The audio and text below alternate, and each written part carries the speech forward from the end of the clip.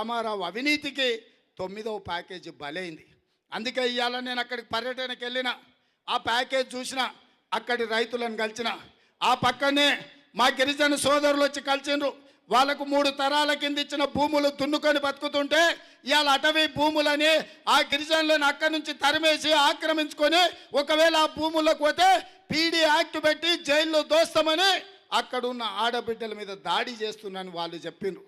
అదేవిధంగా ముందుకొచ్చిన చేనేత కార్మికులు కలిసిండ్రు. వాళ్ళు కలిస్తే వాళ్ళైనా సంతోషంగా ఉన్నారేమో, బతుకమ్మ చీరలు నేస్తున్నారు కదా, వాళ్ళు ఆర్థికంగా బలపడ్డారేమో అని నేను అనుకున్నా. మా మిత్రుడు ఎరావత్రి అనిల్ని తీసుకొని వచ్చిండ్రు. మా పద్మశాలి సోదరుడు మాజీ శాసనసభ్యుడు, వాళ్ళందరూ సంతోషంగా ఉన్నారేమో చెప్తాడేమో అని నేను అనుకున్నా. వాళ్ళ దుఃఖం అంతకంటే ఎక్కువ ఉన్నది. గతంలో బానిసలుగా ఉన్నాం, ఇప్పుడు కట్టు బానిసలుగా మారినాం. మ్యాక్స్ సొసైటీల పేరు మీద బతుకమ్మ చీరలు ఇచ్చి కాంట్రాక్టర్లు తీసుకొని కమిషన్లు ఇచ్చిన వాళ్ళకి పనులు ఇచ్చి మమ్మల్ని మా మగ్గాల మీద మా పవర్ లూమ్స్ మీదనే కూలీలుగా చేసుకుంటున్నారు. కూలీ ఇచ్చి పని చేయించుకుంటున్నారు తప్ప మాకు ప్రత్యక్షంగా మాకు పని కల్పిస్తలేరని చెప్పిండ్రు. అదేవిధంగా ఆనాడు కాంగ్రెస్ ఉన్నప్పుడు సబ్సిడీలు ఇచ్చిండ్రు, ఉచితంగా కరెంటు మీద హామీ ఇచ్చారు 50% అని చెప్పిండ్రు. కానీ ఇవాళ పవర్ లూమ్స్ లేవు, నూలు డిపోలు లేవు, కలర్లు ఇస్తలేరు. ఇవాళ మా కష్టాలు ఎవరికి చెప్పుకున్నా వినే నాదుడు లేడు అని చెప్పి మా నేతన్నలు వచ్చిండ్రు. అదేవిధంగా మా గీతన్నలు వచ్చిండ్రు. మాకు అందరికి ఇచ్చినట్టునే బీడీ కార్మికులకు ఇతరులకు ఇచ్చినట్టుగా మాకు కూడా కుల వృత్తులు ఉన్న వాళ్ళకు 50 ఏళ్ళు నిండిన గీతన్న నేతన్నలకు పెన్షన్ కావాలి. పెన్షన్ ప్రభుత్వం వైపు నుంచి సహకారం అందుతలేదు, కాంగ్రెస్ పార్టీ చెయ్యాలి అని చెప్పిండు. అదేవిధంగా ఈ ప్రాంతంలో ఉండే కార్మికుల కోసం ఆనాడు కేంద్ర మంత్రిగా ఉన్న మల్లికార్జున్ ఖర్గే గారిని తెచ్చి ఈఎస్ఐ హాస్పిటల్ని పొన్నం ప్రభాకర్ గారు మంజూరు చేస్తే హాస్పిటల్ కట్టకుండా దాన్ని పడావు పెట్టిందని చెప్పి ఇక్కడ యువకులు నా దృష్టికి తీసుకొచ్చారు. మిత్రులారా, నేను అడుగుతున్నా, ఈరోజు రాజ్యం వాళ్ళదే, ముఖ్యమంత్రి వాళ్ళే, మంత్రులు వాళ్ళే, ఎమ్మెల్యేలు వాళ్ళే, ఎమ్మెల్సీలు వాళ్ళే, ఎంపీలు వాళ్ళే. మరి ఇవాళ ఈ సిరిసిల్ల నేతన్న కార్మికులను ఎందుకు ఆదుకుంటలేరు? ఇవాళ సిరిసిల్ల అంటే ఒక గొప్ప చరిత్ర ఉంది.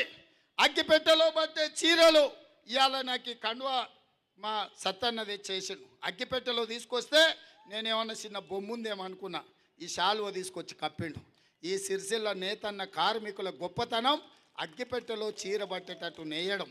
ఈ ప్రాంతంలో తెలంగాణ సాయుధ రైతాంగ పోరాట యోధులు ఉన్నారు. బద్దం ఎల్లారెడ్డి, అదేవిధంగా కామ్రేడ్ రాజేశ్వరరావు, కాంగ్రెస్ పార్టీ జువ్వాది నరసింహరావు లాంటి వాళ్ళు ఈ ప్రాంతంలో నాయకులుగా పనిచేసిండ్రు, త్యాగ నిరతితో పనిచేసిండ్రు. డాక్టర్ సి నారాయణ రెడ్డి గొప్ప కవి మీ ప్రాంతం వాడు.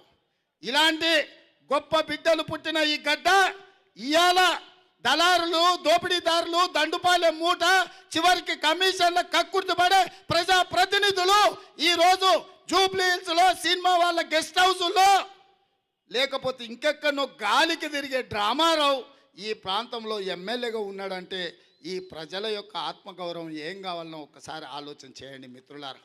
ఉద్యమకారుల గడ్డ, కార్మికుల గడ్డ, కష్టపడేటోళ్ళ గడ్డ, కర్షకుల గడ్డ, నేతన్నల గడ్డ, గీతన్నల గడ్డ, రైతన్నల గడ్డ, ఈ సిరిసిల్ల గడ్డ మీద ఇవాళ దోపిడీదారులు దండుపాలెం ముఠ, నేరెళ్ళ దళితుల మీద దాడులు చేసిన ముఠ, ఇసుక దోపిడీ ముఠ, land mafia, sand mafia, wine mafia, mine mafia, చివరికి చేనేత మాఫియాగా మారి ఈ సిరిసిల్లను పట్టి పీడిస్తున్నారు.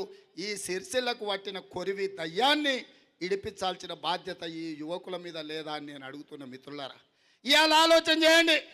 ఈ డ్రామారావు అంటున్నాడు మేము కుటుంబ పాలన అంటే, అవును మాది కుటుంబ పాలనే, 4 కోట్ల తెలంగాణ ప్రజలు మా కుటుంబం అంటున్నాడు. నేను చెప్పదలుచుకున్న ఈ వేదిక మీద నుంచి ఆ సన్నాసికి, ఒరే సన్నాసి, నువ్వు మా కుటుంబం కాదు, నువ్వు ద్రోహివి, నువ్వు దొంగవు, నువ్వు దోపిడీదారివి, నువ్వు దళారివి, నువ్వు దండుపాలెం ముఠాలో సభ్యుడివి. నిజంగానే ఈ 4 కోట్ల ప్రజలు కల్వకుంట్ల చంద్రశేఖరరావు కుటుంబ సభ్యులైతే మమ్మల్ని ఎందుకు ప్రగతి భవన్లకు రాణిస్తలేవు?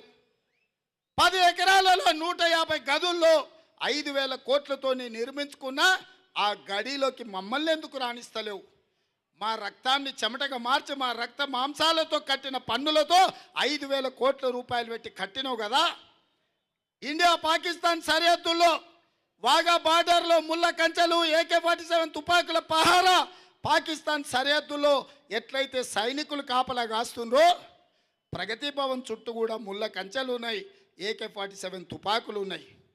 తెలంగాణ ఉద్యమకారుడు అయితే, తెలంగాణ బిడ్డవైతే, మా కుటుంబ సభ్యుడు అయితే ఎందుకు చుట్టూత పోలీసుల పహారా ముళ్ళ కంచెలు వేసుకొని ప్రగతి భవన్లో నువ్వేం చేస్తున్నావు, మమ్మల్ని ఎందుకు రాణిస్తలేవు అని నేను అడుగుతున్నా. మిత్రులారా, మీరు ఆలోచన చేయండి. మనల్ని రానియనోడు, మనం చస్తే చూడనోడు, మన బాగోగులు పట్టనోడు, మన మంచి చెడ్డల మనకు చేదోడుగా వాదోడుగా ఉండనోడు మన కుటుంబ సభ్యుడు ఎట్లయితాడని నేను అడుగుతున్నా. ఇదే కాదు, పార్టీ ఫిరాయించిన సన్నాసులను, మోసేతి నీళ్లు తాగేటోళ్ళను, ఎంగిలు మెతుకులు తినేటోళ్లకు ఎమ్మెల్సీలు ఇచ్చినావు, మంత్రులు ఇచ్చినావు, ఎంపీలు ఇచ్చినావు, రాజ్యసభ పదవులు ఇచ్చినావు. నీ సారాల సోదా పోస్టోళ్ళకు కూడా రాజ్యసభ పదవులు ఇచ్చినావు. తెలంగాణ కోసం ఆత్మ బలిదానం చేసుకున్న కుటుంబాలకు ఒక్క పదవి ఇచ్చినావా అని నేను అడుగుతున్నా. మలి ఉద్యమంలో మొదటి బలిదానం చేసుకున్న శ్రీకాంతాచారి తల్లినో తండ్రినో కుటుంబాన్ని పిలిచి బుక్కెడు బువ్వ పెట్టినవా అని నేను అడుగుతున్నా. కానిస్టేబుల్ కిష్టయ్య ఒక ముదిరాజు బిడ్డ ఎన్నడైనా కుటుంబాన్ని ఇంటికి పిలిచినవా?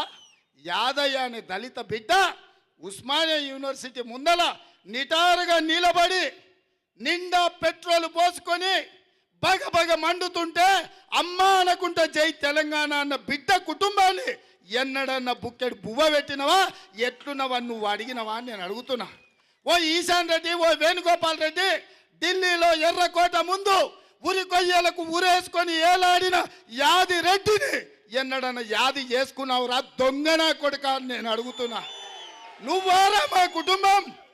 నీలాంటి దొంగలు మా తెలంగాణ బిడ్డలంటే అది మాకు అవమానం అని చెప్పి నేను మాట్లాడుతున్నా.